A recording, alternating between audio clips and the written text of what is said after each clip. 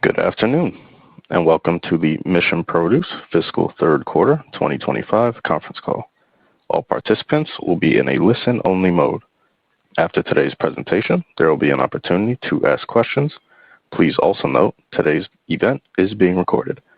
At this time, I'd like to turn the conference call over to Jeff Sonnek, Investor Relations at ICR. Sir, please go ahead. Thank you. Today's presentation will be hosted by Steve Barnard, Chief Executive Officer, John Pawlowski, President and Chief Operating Officer, and Brian Giles, Chief Financial Officer. The comments during today's call and the accompanying presentation contain forward-looking statements within the meaning of the Safe Harbor provisions of the Private Securities Litigation Reform Act of 1995. All statements other than statements of historical facts are considered forward-looking statements. These statements are based on management's current expectations and beliefs, as well as a number of assumptions concerning future events. Such forward-looking statements are subject to known and unknown risks and uncertainties that could cause actual results to differ materially from the results discussed in the forward-looking statements. Some of these risks and uncertainties are identified and discussed in the company's filings with the SEC. We'll also refer to certain non-GAAP financial measures today. Please refer to the tables included in the earnings release, which can be found on our Investor Relations website, investors.missionproduce.com, for reconciliations of non-GAAP financial measures to their most directly comparable GAAP measures. And with that, I'd now like to turn the call over to Steve Barnard, CEO. Steve? Thank you, Jeff. I'd like to start with pointing out that our third quarter results really demonstrate what we've been building here at Mission, specifically the ability to consistently deliver strong performance no matter what the market throws at us. We delivered record third quarter revenue of $357 million, up 10%, with strong execution across our business, showcasing the value of our vertical integration to drive category consistency globally and ultimately support growth of our per capita consumption. What stands out to me this quarter is our commercial team's exceptional execution in moving fruit globally, being in the right place, the right time, with the right price for our customers. The international positioning and capabilities we've built over the past few decades, combined with strategic investments we've made more recently, enabled us to deliver what we think were great results for this quarter. With that context, I'll turn it over to John Pawlowski, our President and COO, to walk you through the operational and commercial highlights of the quarter. John? Thanks, Steve. Before I dive into the operational highlights, I wanted to briefly share my perspective as someone who joined Mission in April of last year after spending over 25 years in the international food industry. Having led global operations at companies like J.M. Smucker and La Prairie Foods, I came in with high expectations. But what I've experienced over the past year and a half here has been genuinely impressive. The level of operational sophistication and international reach here at Mission is remarkable, and this quarter really showcased why that matters. Now let me walk you through what made this quarter successful from an operational and commercial perspective.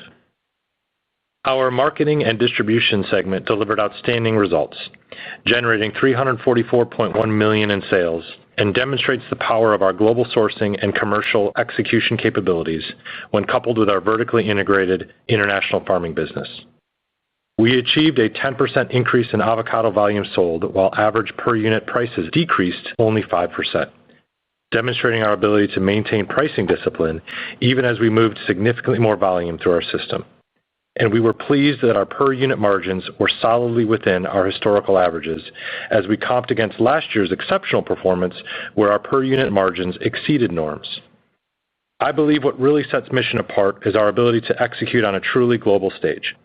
I'd emphasize Steve's comment around being in the right place at the right time with the right price and product for our customers. That's not by accident. It's the result of decades of strategic investments in building year-round avocado sourcing capabilities, establishing strong commercial teams, and utilizing differentiated category management tools to elevate our customers' programs. In the third quarter, this global sourcing strategy was on full display. With strong Peruvian production and improved Mexican supply this year, which contrasts with the industry conditions we experienced last year, we were able to optimize our sourcing mix across multiple countries of origin, which is a core competency that differentiates Mission in the marketplace and creates a recipe for greater financial consistency as well. Further, our visibility to more normal levels of Peruvian production enabled our teams to execute the most proactive programming we've ever undertaken. We made investments, reallocated resources, and completed more advanced contracting than we have over the past few years, securing favorable positioning with retail customers who are excited about the consistency that we are uniquely able to provide with our own production and deliver the value and service they've come to expect from Mission. Higher levels of production also affords us opportunities to target strategic growth markets and support investments we've made internationally in areas such as Europe and Asia with greater impact. European sales increased 37% in the third quarter versus prior year, reflecting our improved ability to serve the broader European markets as our UK facility gains momentum through enhanced customer penetration and improved facility utilization. In Asia, we've been able to broaden our reach with new customers following some select investments we made to service demand in the region that we are uniquely able to address through the access to our Peruvian fruit. Looking ahead to the fiscal fourth quarter, we remain focused on balancing the completion of our Peruvian season with the onset of the Mexican season. In preparation for the transition to Mexico-centric sourcing and in response to the operational disruption we experienced during last year's harvest season, we've made some enhancements to one of our Mexican pack houses that we expect to improve our capacity during peak season. This will allow us to not only pack more of our own product, but create system efficiencies through our distribution network as a result of more streamlined handling en route to the end customer. We expect these enhancements to be in place during this upcoming Mexican harvest and is an example of the things our team looks at on a recurring basis to both help drive margin and service improvements over the long term. Beyond avocados, our diversification strategy continues to deliver results. We're utilizing the same playbook and capabilities that we've developed in avocados to continue building market share in adjacent categories such as mangoes. We are in a great position to help further establish the category here in North America, with retail customers through strategic pricing commitments, greater supply consistency, and different packaging configurations that we believe are necessary for long-term category growth. We are establishing Mission as a reliable, year-round program provider with operational capabilities that others in this space simply cannot match. In blueberries, we continue to see benefits from our expanded acreage, which is expected to eclipse 700 hectares of production, along with the yield improvements that will follow. As we enter the peak of our blueberry harvest in the fourth and first quarters, we expect meaningful volume increases as we move through the season. In summary, we are thrilled with the performance of our entire team. The combination of our marketing and distribution commercial execution, along with the recovery of volume from our international farming, and on top of that, the growth stemming from our diversification initiatives demonstrates the strength, durability, and opportunity provided by our global platform. With that, I'll turn it over to Brian for the financial details. Thank you, John, and good afternoon to everyone on the call. Total revenue for the third quarter of fiscal 2025 increased 10% to $357.7 million. The revenue growth was primarily driven by a 10% increase in avocado volume sold, which was only partially offset by a 5% decrease in average per unit sales prices. The volume and price movements resulted from improved supply conditions that were led by higher Peruvian avocado production during the current harvest season as a result of more favorable weather conditions in the current year, and greater availability of Mexican avocados after experiencing harvest disruptions in the prior year.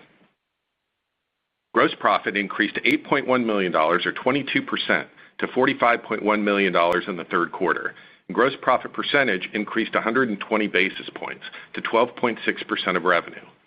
The increase was driven by our international farming segment, where avocado production was significantly higher due to increased yields at our own farms in Peru. SG&A expense increased $3.9 million, or 19% compared to the same period last year, primarily due to higher employee-related costs, including incentive and performance-based stock compensation expense, as well as higher statutory profit-sharing expense in our international farming segment associated with improved performance. Adjusted net income for the quarter was $18.2 million, or 26 cents per diluted share, compared to $16.7 million, or 23 cents per diluted share last year. Growth of adjusted net income was driven by an increase in operating income, as well as a $0.8 million reduction in interest expense on lower rates and outstanding borrowings, and a $0.3 million increase in equity method income that is primarily comprised of earnings from our investments in Henry Avocado Corporation. Adjusted EBITDA increased 3% to $32.6 million compared to $31.5 million last year, driven primarily by increased avocado production in the international farming segment. Turning now to the segments, our marketing distribution segment net sales increased 7% to $344.1 million for the quarter, primarily due to the avocado volume and pricing dynamics described previously. Segment adjusted EBITDA was $20 million compared to $26.8 million in the same period last year, which primarily reflects the normalization of per unit avocado gross margin in the current year period versus that of the prior year period where per unit margin significantly exceeded our historical averages. Our international farming segment delivered exceptional results. Gross sales increased 79% to $49 million, and segment adjusted EBITDA increased $7.5 million, or 163%, to $12.1 million compared to the same period last year. This strong year-over-year improvement was driven by the significant recovery in our Peruvian avocado production following last year's weather-related impacts. The segment results also benefited from increases in avocado packing and cooling services provided to third-party growers during the quarter. Net sales in the blueberry segment increased to $4.5 million from $1.6 million in the prior year period, and adjusted EBITDA increased to $0.5 million, primarily due to higher volumes from growth in acreage and yield, as well as higher average per unit sales prices. Keep in mind that while sales in our blueberry segment have traditionally been concentrated in the fourth and first quarters of our fiscal year in alignment with the Peruvian blueberry harvest season, our strategy within blueberries is to extend production over a larger portion of the year via pruning strategies and maturation of new genetic varieties. Shifting to our financial position, cash and cash equivalents were $43.7 million as of July 31, 2025. Cash provided by operating activities was $21.4 million for the 9 months ended July 31, 2025, compared to $55.4 million for the same period last year.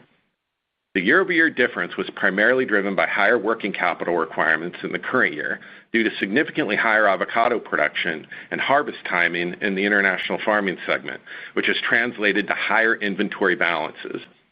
At the same time, we had lower short-term grower payable balances as a result of reduced reliance on third-party growers during the period. Importantly, we began to realize the seasonal unlock of our working capital in the third quarter, stemming from sales of our international farming segment inventory. We generated $34 million of operating cash flow during the third quarter and expect to build upon this in the fourth quarter as we work through the balance of our Peruvian crop. Capital expenditures were $39.8 million for the fiscal year-to-date period, which were primarily attributed to avocado and blueberry farming-related investments in Latin America and construction costs for our new pack house in Guatemala. Our full-year fiscal 2025 CapEx guidance remains in the range of $50 to $55 million, which includes approximately $10 million of projects that rolled over from fiscal 2024. Our trajectory of moderating capital spending remains on track as we complete these investments through fiscal 2026, positioning us to generate meaningful free cash flow in future periods. During the quarter, we continue to focus on debt reduction as our near-term priority. Our balance sheet remains strong with a net debt to adjusted EBITDA leverage ratio of approximately 1 time, which allows us the flexibility for opportunistic capital allocation as appropriate opportunities arise. Before I provide some context around our expectations for near-term industry conditions, I want to take an opportunity to address tariffs from a financial perspective. While we expect to incur approximately $10 million of direct tariff impact on avocado and mango imports to the U.S. on an annualized basis, given the latest visibility we have from the administration, this is less than 1% of our total cost of goods, which we think is the right context when considering our exposure. Of that $10 million, approximately half is attributed to our South American production. Despite these headwinds, which we view as modest, our competitive position was not impacted, and we were pleased to deliver what we think is a great quarter in the face of these fluid dynamics. As for the near-term outlook, Industry volumes are expected to be approximately 15% higher in the fourth quarter compared to the prior year period due to a combination of ample Peruvian product in the supply chain as the harvest season nears completion, and the transition to the new Mexican crop, which is expected to be larger than prior year due to favorable weather conditions. Exported avocado production from Mission's own farms in Peru is expected to range between 105 million to 110 million pounds, of which approximately 48 million pounds were sold through as of the end of the fiscal third quarter. Pricing is expected to be lower on a year-over-year basis by approximately 20 to 25% as compared to the $1.90 per pound average we experienced in the fourth quarter of fiscal 2024. The decrease in pricing is directly correlated with expectations of higher volumes available in U.S. and international markets. The blueberries harvest season in Peru will begin to ramp up during the fourth quarter. We expect to see meaningful volume increases from owned farms, but the impact on revenue will likely be partially offset by lower average sales prices. That concludes our prepared remarks. Operator, now over to you. Please open the call to Q&A. Thank you. We will now be conducting a question and answer session. If you would like to ask a question, please press star 1 on your telephone keypad. A confirmation tone will indicate that your line is in the question queue. You may press star 2 to remove yourself from the queue. For participants using speaker equipment, it may be necessary to pick up your handset before pressing the star keys. One moment while we poll for questions.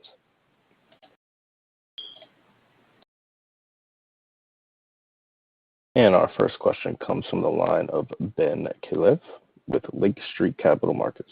Please proceed with your question. All right, thanks for taking my questions, and congratulations on a nice quarter here. First, a couple of questions on everybody's favorite topic of tariffs.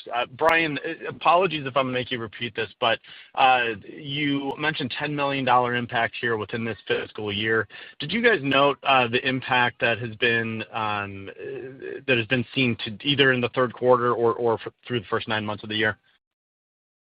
We didn't note it, but we've spent a little over $5 million on tariff-related expenses through the 9 months ended. That's inclusive of the Mexico costs that we incurred back in Q2. So yeah, we expect that what we see in Q4 will be largely in line with what we saw in Q3. Again, we'll see more volume coming out of Peru into the U.S. market, but at slightly lower selling prices than what we were seeing during the quarter that just finished. Okay, that's helpful. And then just kind of a higher level, kind of philosophical question on this topic is I'm curious how this environment has impacted just kind of the order of trade. I mean, are you guys shipping more product out of Peru into Europe and into Asia? Are you seeing pricing in other international markets maybe come down as supply is shifting from the U.S. to those international markets? I mean, is there anything to call out kind of from those perspectives? Hey, Ben, this is John Pulowski. Good to hear you. Really, unfortunately, there's not a silver bullet answer here that something's changed a lot because it really hasn't. I think from a supply and demand perspective, things have remained pretty stable. I think when you think back to January, February, March, when things were first announced, there were definitely some concerns about potential shifts in that environment. But as the overall environment has stabilized, what I mean by that is the tariff situation has become much more broad. You have a lot more different categories impacted, et cetera, that you're seeing a lot more stabilization, particularly around our category. We did not do any significant or really any immaterial shifting of where we placed product this year because of those things. We actually went to where the demand was, and we made sure we got product to where it needed to be in order to support that demand. Okay, got it. That's helpful. Thanks, John. And one more from me, and I'll get back in queue. I mean, you noted, especially in blueberries, some acreage increases this year. As we start looking to 26, can you talk a bit about your expectations for acreage expansion from 25 to 26 and perhaps beyond? Let's just start with the blueberries. We have a target of about 600 or 1,000 hectares net We only have, I think, 42 hectares left to go on our original plan. What we do and how we do that, we develop half of it and put in double plants, and then while they're maturing, we develop the balance of the irrigation in the fields and move them on. But I think by the end of this year, we'll be pretty well done with what we have budgeted to date on blueberries. We have a little bit left to do in Guatemala, but it's not really substantial. On avocados, we have some extra land there. But it's starting to slow down, at least on the development of ranches. Yeah, and then I'll just clarify, too. In the last harvest season with blueberries, we had somewhere between 500 and 550 hectares that were in a productive state. This year will be a little over 700 hectares. So that's, a 25%-ish increase in harvest acreage. I think, as Steve alluded to, when we finish, we're going to be close to 1,000 hectares, and that will layer in over fiscal, the 26-27, and probably the last part into the 27-28 harvest season. So kind of where we're at today is we still see, a few more years of meaningful ramps in production from where we've been. And then things should start to level off a bit as we kind of evaluate what, if any, are our next steps through that joint venture. Very good. And I guess, sorry, a follow-up. I mean, other, acreage, I intended for that to be kind of a bigger picture question around acreage expansion across all of your categories. Any other thoughts on kind of how we should look at harvest expansion in mangoes and avocados here over the next couple of years? As far as planting, we don't have any big grand plan. Maybe filling in some corners on ranches we have, and maybe some replants here and there, but nothing like we've had in the past. Yeah, I think this is John. I think that when you think about the three different categories we're in, from an avocado perspective, there is no real need and or desire on our side to invest further. I think the CapEx comments that Brian made earlier are, hold true to what our strategy is around leveraging those as they, continue to mature, because we'll see some productivity gains in those fields, but no plan to further expand those. On the blueberry side, we've committed to that acreage in our joint venture. We've put the money in place to make sure that happens appropriately, and we're glide pathing towards that. On the mango side, we've been really happy with the productivity out of the farms that we have in place, but there's quite a few quality mango farmers around the world that are already doing a good job, and we plan on tapping into more of those partnerships to execute against our mango growth strategy. So as we think about the next 3 to 5 years, there's no plans to increase any kind of capital investments around acreage beyond what we've already shared. Very good. I appreciate that from all of you. Congratulations again on a nice quarter. Thanks for taking my questions, and I'll get back in queue. Thanks, Ben. Okay. Thanks, Ben. Thank you. And our next question comes from the line of Jerry Sweeney with Roth Capital Partners. Please proceed with your question. Good afternoon, Steve, Brian, John. Thanks for taking my call. Hey, Jerry. Would you be able to talk a little bit more about the international side? Obviously, you highlighted it a little bit more in this quarter, and it's becoming, I think, a little bit more prevalent in some of the commentary as we've moved through this year, from last year into this year. Just maybe some of the opportunities, maybe even investments on that side. Obviously, you also highlight the UK facility gaining steam. Is there an opportunity to expand further into Europe or in Asia using that playbook? And I also know, layering on top of this long-winded question, is pricing opportunity, pricing measurements with supermarkets and retailers in Europe and all that. Maybe just how should we look at the international side? Yeah, Jerry, this is John. I think that we are strategically oriented to really optimize and support the U.S. market from a fulfillment standpoint based on the way we've set up our global sourcing strategy, all the investments we made over the years. When we do have, or what the playbook has been in the past, is when we have available fruit and excess fruit, or we know there's going to be seasons with excess fruit, then we have kind of pivoted and invested in, and Steve and team had the foresight a couple years ago to say, hey, there's a lot of fruit coming into the marketplace over the next 10 to 15 years, and there's an opportunity from a consumption standpoint with per capita consumption starting to creep up and grow in Europe, that let's put a facility in play there and plant a flag. And I would say over the last 2 years, I think we've done an excellent job of working with that team, our team in Europe, and executing against what our customers need most at the right times of year based on what's coming in from a supply perspective. Our facility in the UK, to highlight that, has done an excellent job, and our sales team in the UK has done an excellent job of building value in that marketplace with those retailers. Some of the things that we're really known for and good at here in the US, optimizing global sourcing, programming all year round, helping with promotional planning and strategy and pricing, et cetera.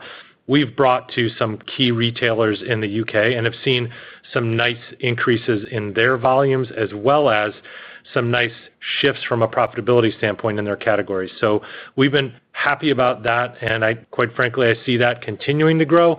The challenge there, Jerry, is it's not a big enough market to say, hey, this is going to be a really big deal for us in the long run, but it's a nice anchorhead for us. In Europe, we haven't kind of put in place a distribution facility. We have a partner there that we work through, and overall, over the long term in Europe, a play from a inorganic standpoint may be something that makes some sense for us. We haven't really thought about that or evaluated it all that much over the last couple of years, but we've definitely looked at the customer landscape, and based on some learnings over the last few years, we've pivoted our focus to focus more on customers that need longer term strategic programming with their fruit. And we've kind of hitched our saddle to the 3 or 4 top customers that move volume, and that kind of proved to be very successful this year. In Asia, pivoting, direct retail, by the way, which is the large direct retail firms, correct? That some of which also have a significant footprint here in the U.S. So we've got nice global partnerships with them.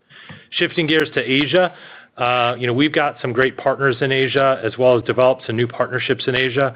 It's a market that I would say, has been fluid for us over the years, but we've also invested over the last 12 months on upgrading our team and talent there so we can drive that business forward into the future and have some work to do strategically on what the long term means for our solution. Got it. Are the international markets more dependent on the size of the harvest coming out of Peru and Mexico? Is that what opens up more opportunity for you on the margin, or how should we think about that? Yeah, no, that's a great way to think of it. The way we're set up right now, that's exactly the way it works. Got it. Okay. And then maybe a quick question for Brian. I know SG&A was up, but you called out everything, performance and incentives, et cetera. And I'm not sure if that was due to the quarter or what would be maybe a SG&A run rate on a go-forward basis, all things being equal. Yeah, I know. Certainly, we do have a variable component to our SG&A, Jerry, that a profit-sharing component in particular out of the farming segment. So when the results of the farming segment tend to peak in Q3, Q4, it tends to have an impact on that SG&A figure. So I would say that probably north of 50% of the increase we saw was attributed to variable costs that we saw increase this Q3 versus Q3 last year. So that one, it just makes it hard to peg a specific run rate because it isn't fixed in nature. But yeah, just to give you a sense as to what the drivers were this year of what drove it up.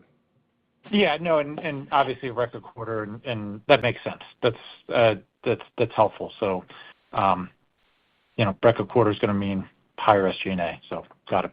All righty, I'll jump back in queue. Thanks, guys, and congrats on a really great quarter. Thanks, Jack. Thank you. Thank you. And ladies and gentlemen, at this time, I'm showing no further questions. I would like to end the question and answer session and turn the conference call back over to management for any closing remarks. Well, thank you for your interest in Mission Produce, and we look forward to speaking with you again at the next quarter. Thank you. Ladies and gentlemen, this does conclude today's conference call. We thank you for your attending. You may now disconnect your lines and have a wonderful day.